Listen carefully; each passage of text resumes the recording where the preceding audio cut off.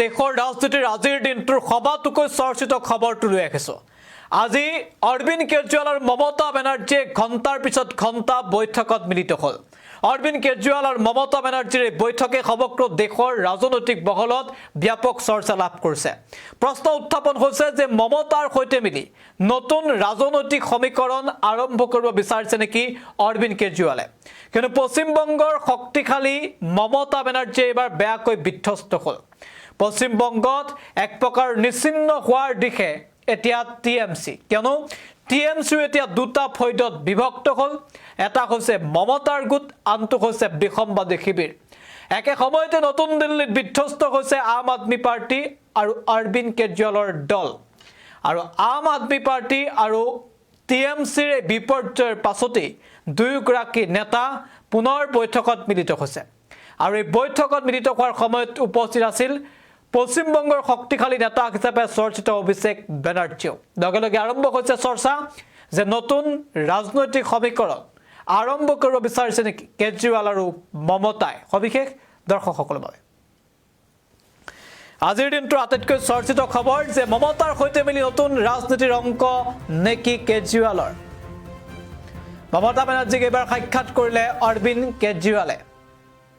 অভিষেক বেনাৰ্জীৰ বাসগৃহত জৰুৰী বৈঠক। উপস্থিত থাকে মমতা বেনাৰ্জী, অভিষেক বেনাৰ্জী আৰু অৰবিন্দ কেজৰিৱাল। মমতাৰ সৈতে মিলি নতুন ৰাজনৈতিক সমীকৰণ আৰম্ভ কৰিব বিচাৰিছে নেকি অৰবিন্দ কেজৰিৱালে। সেয়া ইতিমধ্যে আৰম্ভ হৈছে চৰ্চা, কিয়নো পশ্চিমবংগত টিএমচি বেয়াকৈ বিধ্বস্ত হোৱাৰ পাছতেই মমতা বেনাৰ্জীৰ সৈতে এয়া কেজৰিৱালৰ বৈঠক।